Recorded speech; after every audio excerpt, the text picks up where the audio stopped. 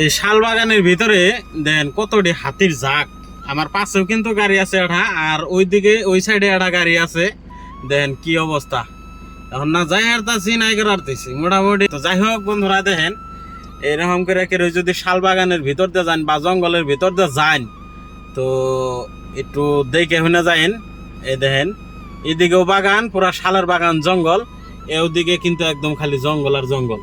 তো আমার পাশে গাড়ি আছে, সামনে এক গাড়ি, দেখেন হাতির পুরা ঝাঁক, বাচ্চা মাচ্চা সব আছে। দেখেন আমি জুম করে দেখাইলাম, তো দেখেন কি অবস্থা। মোটামুটি রাতের ব্যাপার ভাই, সবাই একটু সেফ সাইডে চলবেন।